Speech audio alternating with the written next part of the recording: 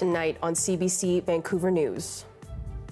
Do not pay any money or attempt to negotiate with these criminals. Amid increased reports of violent extortion, a new campaign looks to address potential threats and it's been taking a really big toll on my mental and financial health. As families continue to struggle to find affordable childcare spaces, the province admits more needs to be done to deliver its $10 a day promise. Plus, yeah, he's not wearing athletic wear to counsel anymore. 1 year after he converted a City Hall boardroom into a personal gym, Vancouver Mayor Ken Sim seems to be embracing a new approach in managing his image.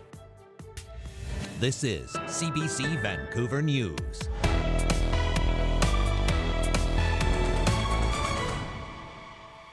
Thanks for joining us. I'm Jessica Cheung. BC's Minister of Education and Childcare admits there is more to do when it comes to affordable childcare options.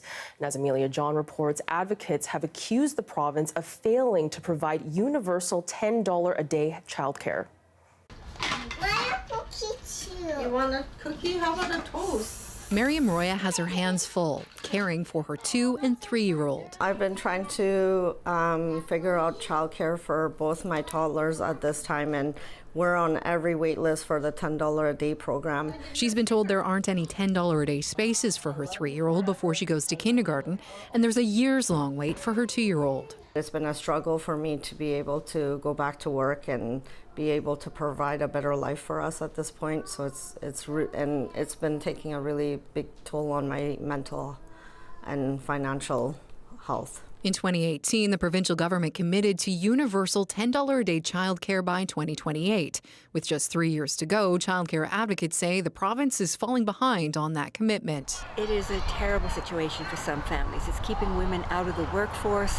It's putting children in less than ideal situations. It's hurting employers. Advocates say getting into a $10 a day space is like winning the lottery.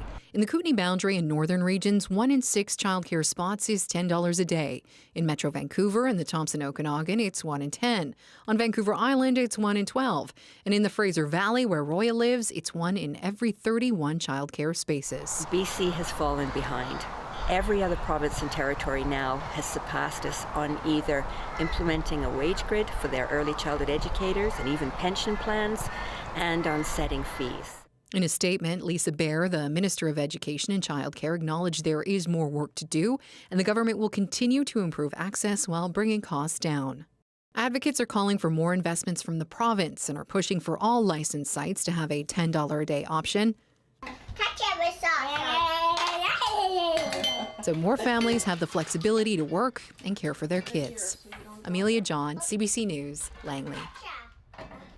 The owner of an outdoor preschool in Kamloops has concerns about the safety of her students. Now, she says there's been an increase in drug use and overnight camping in a park where they play. Shelley Joyce has more. Broken crack pipe, tin foil, which is used to smoke the drugs off of. There are a lot of good things about taking preschoolers outside, but this is not one of them.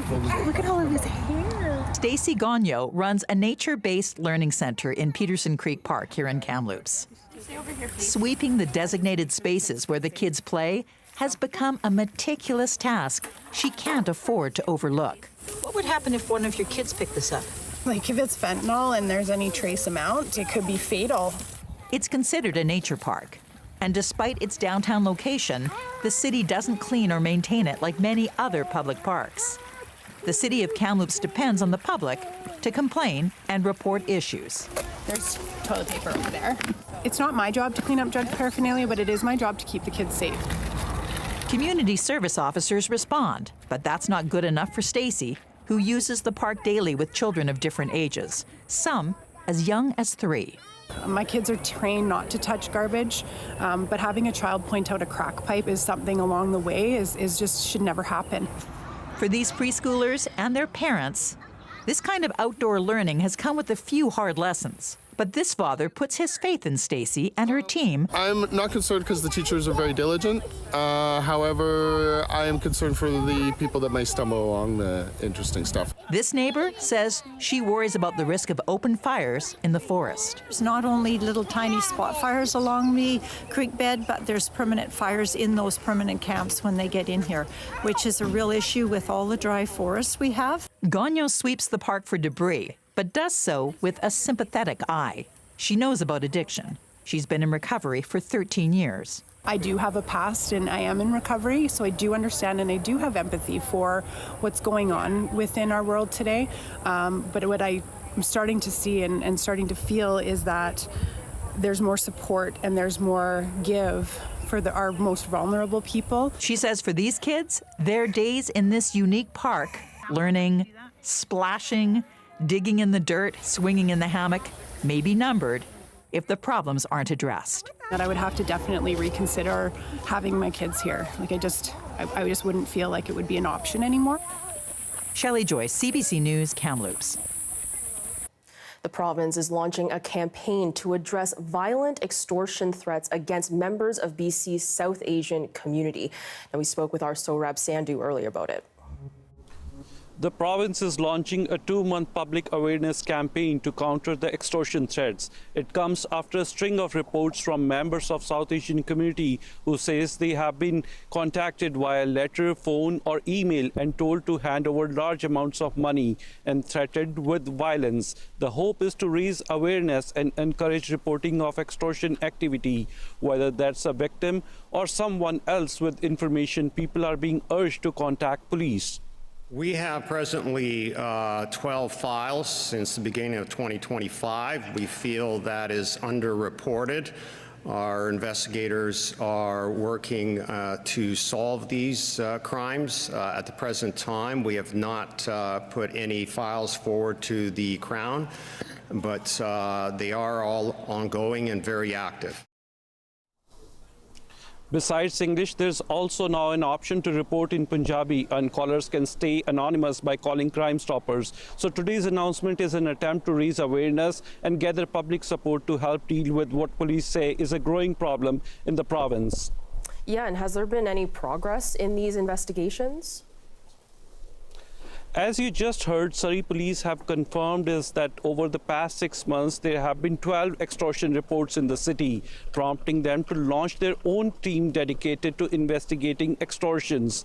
Just a couple of weeks ago, an Abbotsford man was shot and killed at his office in Surrey. Police say the motive isn't known, but the incident has left many in the community extremely concerned for their safety.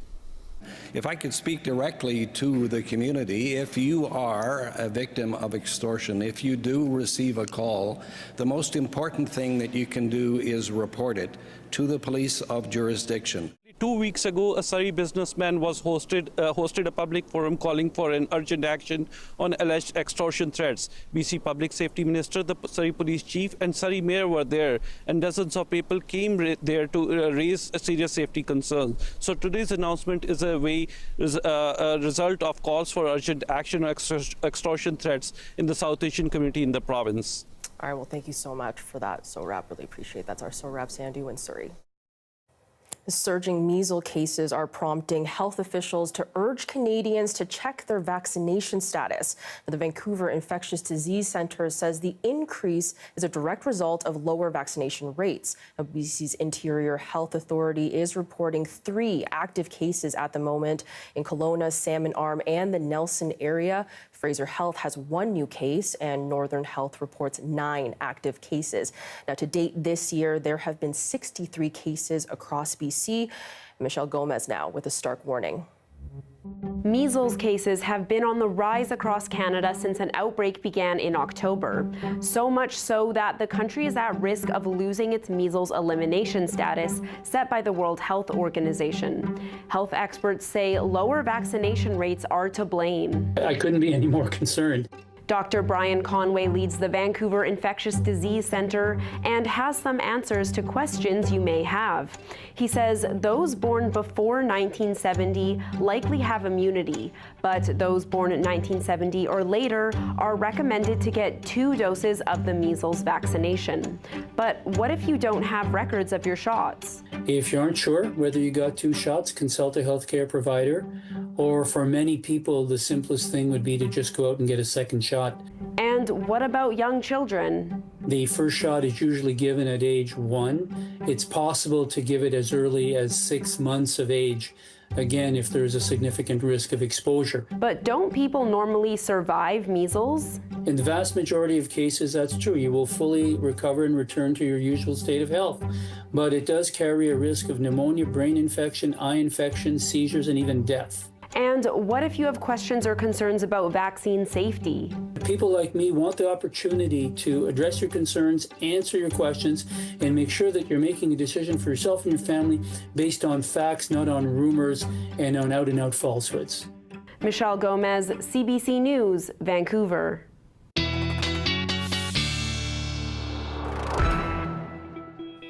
All right, Wesla English now joins us with the forecast. It's really not felt like summer lately, and I'm really hoping that will change soon. We'll finally get some sun and warm weather. Very soon, yes. This weekend, in fact, we are going to see an upper ridge build in, and that means more sunshine and warmer conditions as well. Today, let's take a look at the almanac. Only got up to 18 degrees for a high at the Vancouver International Airport. That's a couple degrees shy of our seasonal of 20. Sunrise this morning was at 5:08. Now, for the past few days, in fact, since the beginning of this week, weather models have been predicting a change in the weather pattern for this weekend. The orange that you see on your screen, that indicates that we are only a couple of days away from warmth and sun moving into most of BC. I'll have a look at your 5-day coming up. Thanks so much, Wesla. We'll check back with you later in the show. And Vancouver Mayor Ken Sim has quietly backpedaled away from a controversial fitness initiative. Now, last year, a City Hall boardroom was taken over by the mayor's office and converted into a gym. Now, the gym equipment has been taken away. And as Justin McElroy reports, it's not the only pivot the mayor has made around his public persona in recent months. It is the 1-year anniversary of the biggest scandal to hit Vancouver politics since Mr. Peanut ran for mayor. My days start at 7 o'clock in the morning. They end at about 10 o'clock at night, so whenever I can get a quick hit in. That was Ken Sim 365 days ago, after he invited journalists to a room in City Hall that he converted to a gym, complete with a workout regimen. At the time, Sim defended it by saying every councillor could use the gym, and also argued it was really much ado about nothing. People play politics. We're concerned about doing what's right for the city. But a year later, what's right for the city doesn't include that gym. Out of curiosity, we asked the mayor's office for a comment on the anniversary, and they said that the gym is gone. No more Peloton, no more squat rack, no more yoga mats. And the opposition councillor who blew the whistle on Sim's gym in the first place, he isn't necessarily impressed. Yeah, he's not wearing athletic wear to council anymore, and apparently doesn't have a gym in the boardroom anymore. But I don't know that it necessarily addresses some of the bigger underlying faults. Pete Fry says things like affordability and transparency are more important than gym, but he does agree that symbols matter. For many people, they will also just have blazed in their brain the image of the mayor in white running shoes and a hoodie at Remembrance Day, or through the gym and you know, the swagger and the vibes and all that kind of stuff, the shotgunning the beer. Those are images that just don't go away in the public's mind. We asked the mayor's office if they wanted to comment on any attempt to rebrand Sim's public image recently, and they said the mayor is tightly focused on core city services, public safety, and city vibrancy. But they also didn't dispute the argument, because it's pretty clear that there has been a change, intentional or not. Here is a chart. In the first half of 2024, the mayor rarely showed up to council in a collared shirt and jacket. Now, it's pretty standard. Now, you can say this is focusing on image over substance, but politicians and their staff do focus on image. Those images have an impact, and they think about what it will mean to the public. And after 2 years of swagger and casual wear being a prominent part of Sim's image to Vancouverites, we can argue if the vibes have now shifted, but at the very least, the gym is gone. Justin McElroy, CBC News, Vancouver. School is out for many kids in the province, but not at this BC school. Why students will be there in class for all July.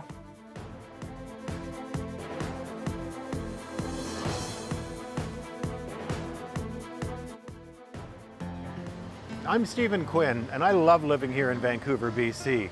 It's a city with world-renowned beauty, but it's not all sunshine and rainbows. In our new daily podcast, This is Vancouver, we're exploring the diverse range of issues and stories in the city, the good, the bad, and everything in between, as told by the people who live it every day. Don't miss This is Vancouver, available wherever you get your podcasts, and I'll talk to you soon.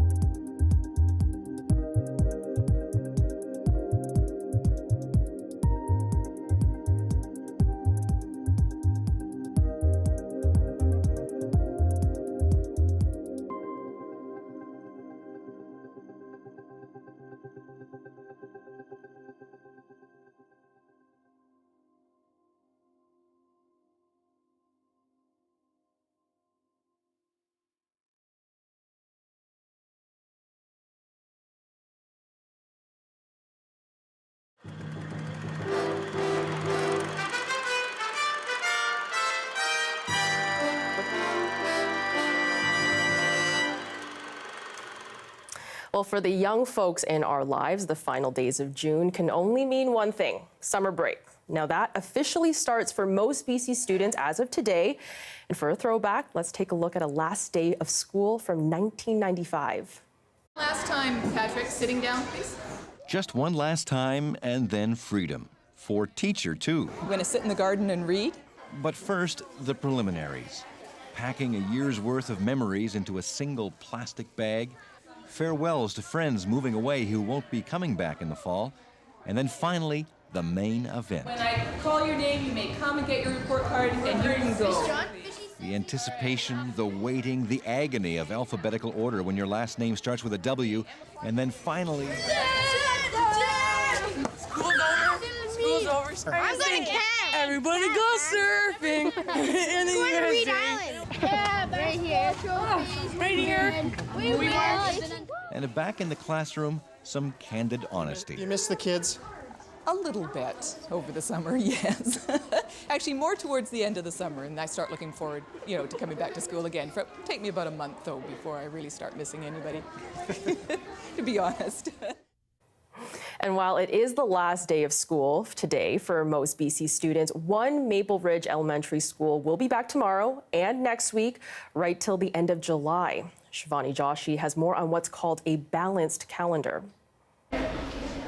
Unlike the typical school calendar, with 2 weeks off for winter and spring breaks and a 2-month summer, Kanaka Creek Elementary School follows what they call a balanced schedule. So that means that we're off school in December, April and August. But we do the same amount of weeks as all the other schools, it's just balanced throughout the year.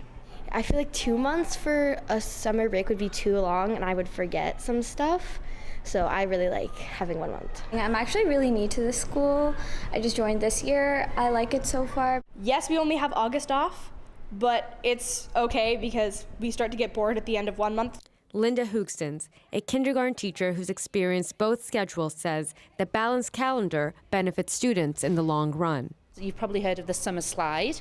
So that often happens with the long summers, and that especially when you're a lower primary teacher, you're teaching fundamental skills. For such a long summer, there's often some learning loss, and so then you have to spend the first few weeks of school doing review, and there's less review because of that. The schedule also has benefits for teachers. The school's principal says he notices that staff are healthier as well. Staff as a whole in Kanaka tend to be healthier, I think, that we get less absenteeism in our staff because there's a sort of a natural cadence, a natural cycle to 3 months on, 1 month off. And oftentimes teachers report being very, very tired as they get into the June months and into the December months. And we don't have that same kind of experience here. I think there's less burnout, there's less anxiety and stress with both students and teachers. Still, no system is perfect. I think the only downside to the calendar is about the high school, because there's no high school on this calendar in Maple Ridge, and I would really strongly advocate for them to be a high school, because families that have, 3 children and they've got a child at elementary and then a child at high school on a different calendar. I do have an older sister that goes to a high school with different scheduling. She likes it, but she has said, because she went to this school, that she prefers this a lot more. 5 schools in the province currently operate on a balanced calendar, but there soon might be more. Surrey says they're looking at the idea not out of a desire to move to the system, but out of a need to create more room for students. Shivani Joshi, CBC News, Maple Ridge. A rainy afternoon on the west coast of Vancouver Island, but that wasn't keeping the surfers away. And as we barrel towards Canada Day long weekend, there's sun coming for all parts of the province. Westland English has your forecast coming up. Don't go anywhere.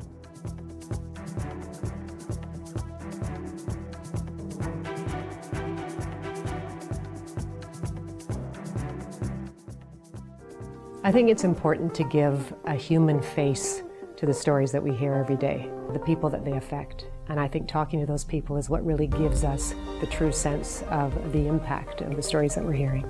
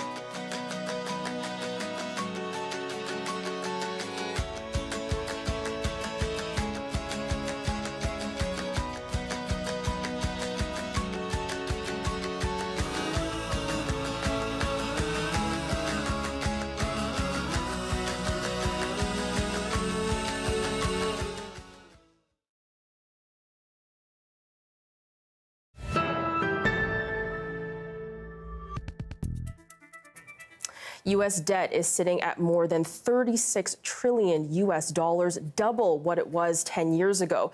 But is that a real problem? Andrew Chang breaks down the numbers to put the severity of the situation in context and explain how a bad situation could get worse. It's hard to turn on a U.S. news channel these days without hearing someone refer to the national debt. The national debt. The national debt. It's big, massive, actually, but it's not new, right? The U.S. has been deep in debt for a while now. So why all of a sudden does it feel like everyone's getting a little panicky? Journalists, investors, politicians, economists. Well, for starters, there's this. President Trump's one big beautiful bill passing in the House by the slimmest of margins. The bill is passed. We call it the one big beautiful bill. Supporters say that bill making its way through Congress right now, it reimagines border security, immigration, introduces sweeping tax cuts. But one big downside is that these things are expensive. Overall, the Congressional Budget Office projects it could add an extra $2.8 trillion to the federal debt over the next decade. It's an astronomically large sum. Okay, now, to be fair, there is a long presidential tradition of adding to the country's debt, and you certainly can't blame the size of the debt on Trump alone. But he did spend an awful lot of time swearing up and down that he wouldn't make the problem worse. We'll hand him a little Bitcoin and wipe out our $35 trillion. Use trillions and trillions of dollars to reduce our taxes and pay down our national debt. I want to really make a lot of money, pay off debt. And if the government's own number crunchers say Trump's plan will add trillions to the debt load, what a lot of people don't realize is that even under current law, we're on this exploding path of debt relative to the size of the economy. There's no question the United States is on a trajectory that's unsustainable. So here's the trillion-dollar question. When does all of this go from just some mathy, abstract worry years off in the future to becoming everyone's problem?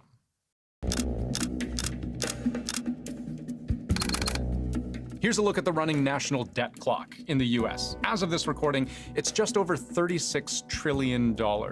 Some of that is debt that gets swapped between governmental agencies, but the vast majority of that is real public-facing debt. Easily paid off if every single American would just pony up $100 grand. But for context, the debt is about double what it was just 10 years ago. You can blame both Republicans and Democrats for that. And yes, some more than others, even setting the pandemic aside, but consistently, all American presidents in the last 20 or so years have spent deep into the red. Add that all together, that's how you get to 30 or so trillion. But this alone isn't proof that there's a problem because, and this will sound crazy, we haven't yet established whether $30 trillion is a particularly big number. But we can figure that out by examining the US debt to GDP ratio. Yay! Because, to put it really simply, if I owe my friend $100, what makes that debt fine or catastrophic really depends on how much money I make in a year, right? Like, if I'm between jobs, that $100 is an expense I might not be able to afford, but if I'm a billionaire, then who cares? And the US is actually a trillionaire. The US economy, by virtue of its size, can tolerate a surprising amount of debt, but not unlimited. Right now, the debt it has to eventually pay back to the public is just over what the US makes in a year. Just over 100% of its GDP, meaning its debt pile is the same size as the country's entire annual output. That is Second World War level debt. Except in 2025, there's no world war, and the US isn't spending a whole bunch of money to rebuild Europe. The difference between the 21st century in the US and the 20th century is when we had an emergency in the 20th century, we cleaned up afterwards. We brought the debt back down. So we had World War II, it came back down. In 21st century, Great Recession, it goes from 30 to 70. Pandemic goes from 70 to 100, and no one fixes anything. So when does this big issue start actually becoming a big problem? Like, if the US is at 100% debt to GDP ratio, is there a higher number, a tipping point, where you can't just keep borrowing and carrying on? Well, like all things finance, there's no light switch moment where suddenly US finances collapse into a black hole. but 175%. 175. That is, according to the economists we spoke to, when things might start to unravel in a serious way. The thinking being, at that level, the interest payments on your debt are likely so high relative to what you have to spend each year as a government that you simply can't raise taxes fast enough or cut spending deep enough to stay afloat. That's what happened to Greece. In the early 2010s, Greek debt ballooned past 175% of GDP. And in order to avoid default, the government was forced to cut essential services and raise taxes. The economy collapsed into a deep recession, and regular people paid the price with pension cuts, mass unemployment, all blanketed in anger. Greeks were defiant and angry over such demands. Now, some of them are sounding just plain scared. I'm afraid that worse days will come, says this man, much more difficult days. And it took years, not a year, not 2 years, years and years for them to get back to the point where the economy was growing again. Now, to be clear, the US is nowhere near that point right now, but the trajectory is accelerating. According to one estimate by the Committee for a Responsible Federal Budget, that's a nonpartisan policy group, if Trump were to deliver on all of the measures he promised during his presidential campaign, the debt-to-GDP ratio could rise to 143% in just 10 years, and that's their conservative estimate. Worst case, they figure, it could rise as high as 161%. And their estimates are not unique. The Congressional Budget Office, so that's the US government itself, they modeled even further ahead, projecting if all Trump's tax cuts were to be made permanent, US debt could reach 200% of GDP by 2047 and 250% by 2054. So literally double it over the course of the next 30 years just from this legislation alone. So this is a very significant increase in our aggregate debt burden. And here's the thing, the balance sheet doesn't even need to get that bad for real problems to show up. All it really takes is for investors to lose faith that the government has things under control. Once capital markets stop believing that Congress will ever get its act together, I mean, literally things could unravel tomorrow.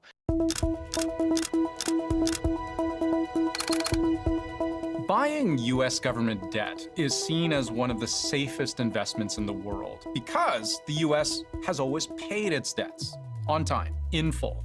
In fact, when the US pays its debt by issuing bonds and then by paying investors an interest rate for buying those bonds, you'll hear investors referring to that bond rate as the risk-free rate, meaning it's not the biggest return on investment in the world, but it's just about guaranteed. So what happens if investors start to worry that maybe the US government doesn't have its fiscal house in order? What if investing in US debt isn't completely risk-free? The crucial day is the day they lose confidence in the ability of the United States to repay in a timely fashion. And if they lose faith in that, they start jacking up the interest rates that they charge the U.S. as compensation for the risk we don't pay back, or they cut you off entirely. And that's important because that's where a bad situation can turn worse. The riskier the investment, the more expensive it can become to pay back. And all kinds of factors, from tariffs to inflation to how highly changeable US policy on anything can be from day to day, they all get baked in. Bonds, they've had huge move the last few days. Debt deficits and tariffs, curve steepening. We're over 50 basis points in 2s to 10s. There are a lot of indicators out there that makes the bond market a little nervous. The risks aren't that treasuries aren't going to be paid out. The risks are more that as you look at interest rates, they're going to have to be higher because people are going to demand higher interest rates to be willing to hold so much US debt. And those higher interest rates can snowball real fast. According to JP Morgan, if bond rates rise by just 1%, the US would have to pay $300 billion more in interest to its debt holders every year. That's on top of the $1.1 trillion it's already paying in interest every year. And then, once you throw in the extra $100 billion in interest that Trump's bill is projected to add annually, you can start to see why some people are getting nervous. The thing that we always worry about with irresponsible youth is you give them a credit card, they run up a bill, and now they have to get a new credit card to pay off the old credit card. Well, the U.S. borrowed $1.8 trillion last year, and over $1 trillion of it was to pay interest on previous borrowing. So we are perilously close to the moment when you might want to worry a lot. These things can spiral out of control, and that's kind of the big risk. And that risk now has credit agencies on alert too. Just a few weeks ago, Moody's stripped from the US the very last of its highest tier credit ratings. Their decision, they wrote, was because of the increase over more than a decade in government debt and interest payment ratios to levels that are significantly higher than similarly rated sovereigns. They said, you have too much debt and you have to pay too much interest. You have a problem. That to me is more alarming. But all of this is still pretty abstract, right? Maybe you're wondering, okay, but how does this affect regular people? Totally understandable that the financial health of the US government may not be the first thing everyday Americans wake up each morning and dwell upon, but what happens in Washington doesn't stay in Washington. The bond rate, for example, doesn't just affect investors, or even how expensive it is for the US government to pay those investors. It's also considered the baseline for mortgage rates, auto loans, business loans, credit card rates. If bond rates go up, often so too do all of those.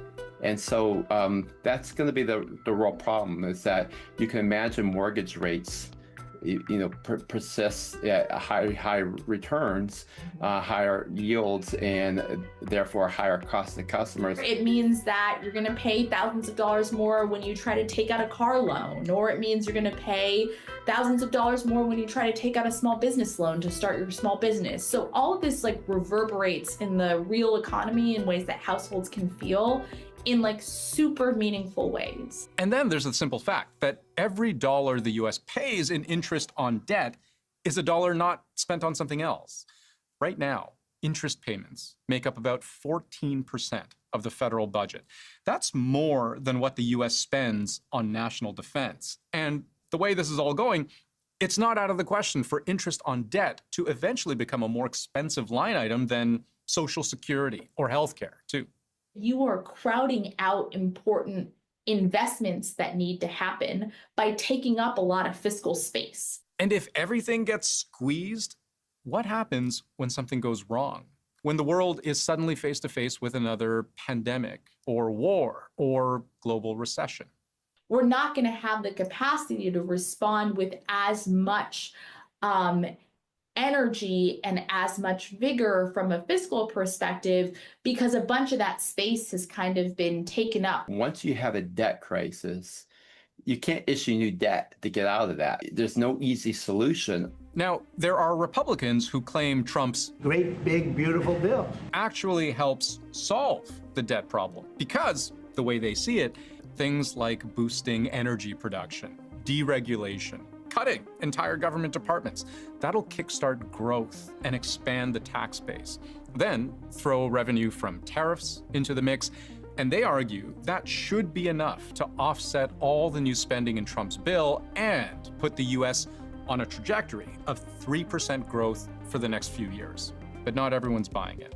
The calculations that are released by the White House suggesting that this tax cut could pay for itself, they're essentially a work of fiction. They don't have any model behind them. I went back and looked, and forecasting 10 straight years of 3 percentage point growth, there were only 6 quarters in the history of the US when that was a good forecast. They all occurred in the 20th century. None of them happened in the 21st century.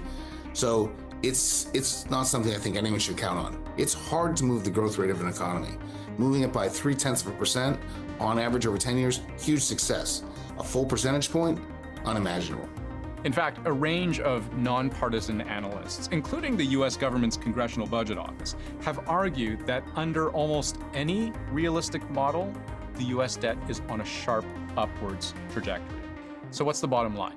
Well, pretty much everyone agrees right now America still has time to change course. But as one economist told us, debt crises happen slowly and then all at once. And when that happens, every solution is painful. Now, there's backlash to Alberta's decision to stop funding free COVID vaccines. We'll have that story coming up after the break.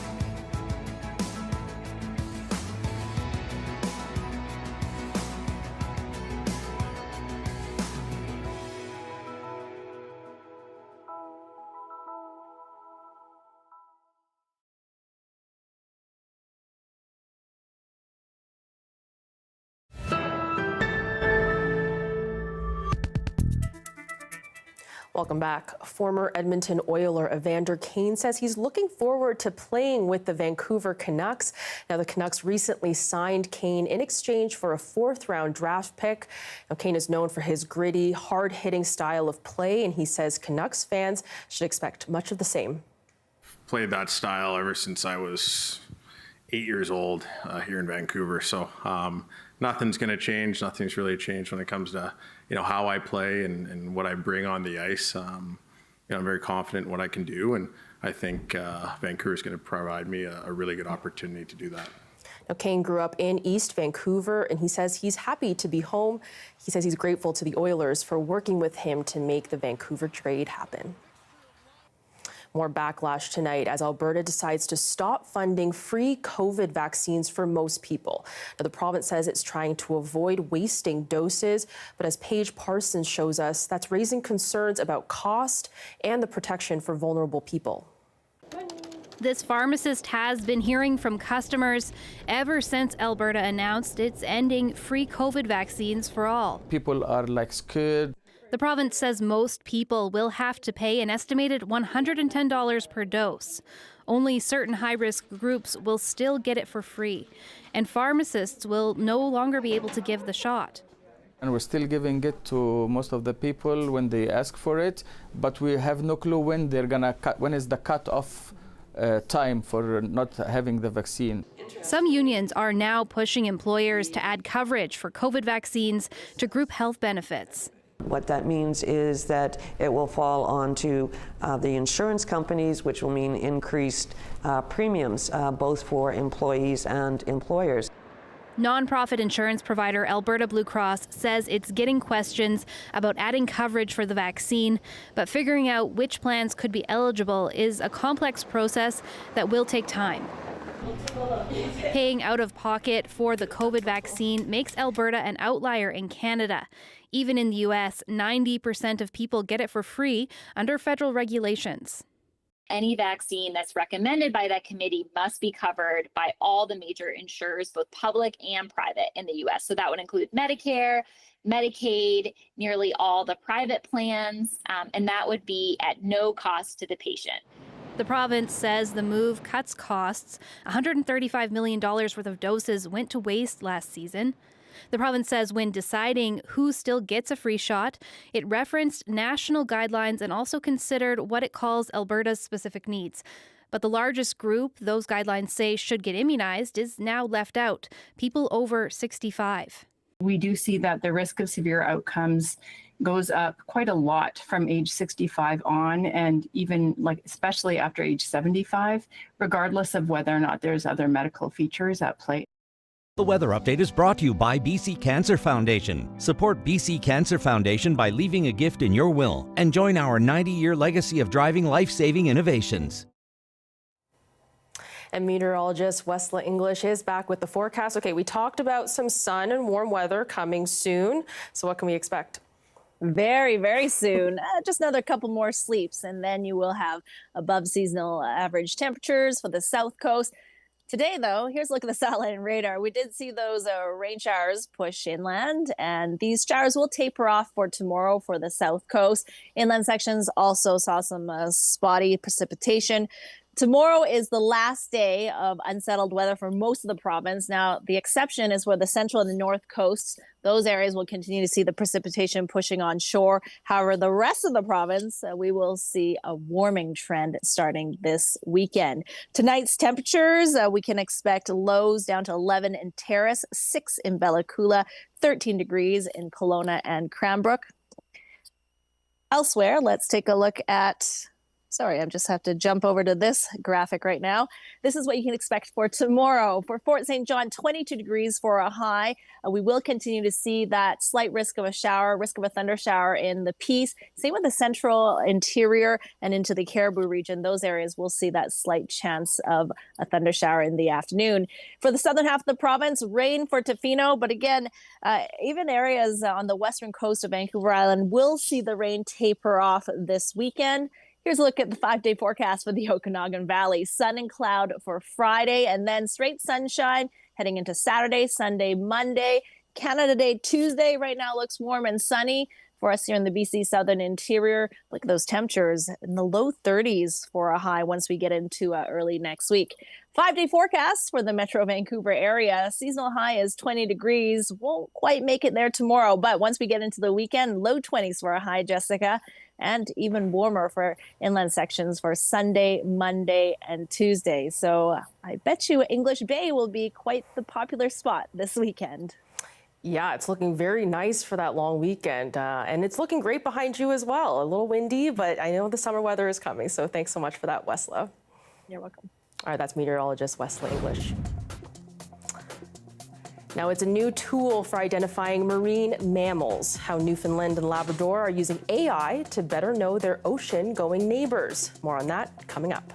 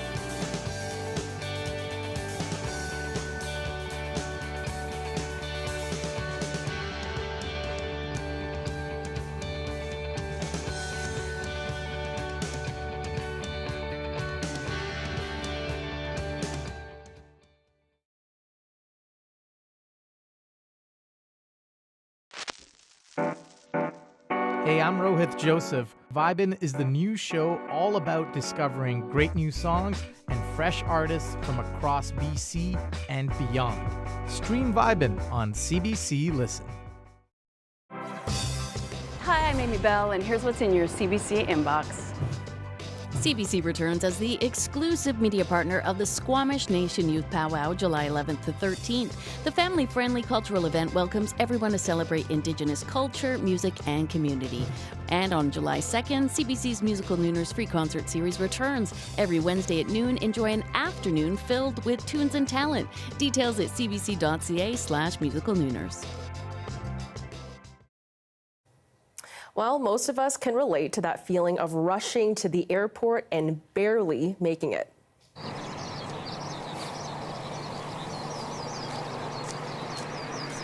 Now, this young bear was clearly not there to catch a flight. If anything, the wild visitor caused an airport in Japan to shut down and 10 flights to be canceled. Traps have been set up around the airport grounds to catch it. Now, there were reports of bear sightings since Wednesday, but airport officials believe they may have all been the same animal. Now, whale watchers in Newfoundland have a chance to know the sea mammals on a first-name basis. Now, all it takes is a picture and their tail, and AI will help identify them. CBC's Malone Mullen has more on how it works. Wildlife photographer Alex Suey is used to being up close and personal with humpback whales. We're gonna get a tail. For 20 years, he's been taking their portraits. Now he can use AI to figure out whether this pod is one he's seen before. I took a lot of whale tail pictures, but I didn't know, you could find out the story. And what shocked me was, now you know that there's a name to the whale, which is surprising. Suey has been sending his photos to Newfoundland and Labrador's new online whale diary, Hello Humpback. It's a website spearheaded by the province's tourism department, which says it's not like any other campaign they know of in the world. The program uses artificial intelligence to hone in on the unique markings on a whale's tail, its fluke, to identify individual animals. Just from a photo of a fluke, the AI model can figure out who this whale is, where it's been, and when. But it also goes a step further and actually generates a story about each whale, even, as Suey said, giving it a name. It's a timely effort. As the climate changes, tourism operators are seeing whales coming to visit these waters earlier. The capelin that they feed on is really temperature dependent for their spawning. So with bigger shifts, we'll start to see bigger changes with humpback whale migrations. Although it's only a month old, the tourism minister says Hello Humpback is already helping track the whales. We've had 150,000 visitors, and we've actually had 3 new whales identified. Whale lovers on this tour say they're keen to help the cause. It's important that we do whatever we can to track and see what they're doing and what's happening with them. Suey says the project helps him get a tiny bit closer to these giant creatures. It's just like fingerprints, face recognition, it just recognizes the whales easier. To me, it helps me to know more about the whale, where they have been from, and how long has they been away from Newfoundland. Making his passion for capturing wildlife in photos that much more meaningful. Malone Mullen, CBC News, Bay Bulls, Newfoundland. And we leave you tonight with a developing situation in Kamloops. A grass fire is burning near Royal Inland Hospital. Now, these images taken from our CBC team members who are on the ground there. The BC Wildfire Service tells us one wildfire crew has been dispatched to the area. Now, they were requested by the Kamloops Fire Department. And you can follow this story on our website, cbc.ca/BC. And thanks for being with us tonight. You can watch this newscast back on CBC Gem, our free app, as well as on YouTube and our website, cbc.ca/BC. I will have your next local news at 11 o'clock, right after the National. Have yourselves a great night.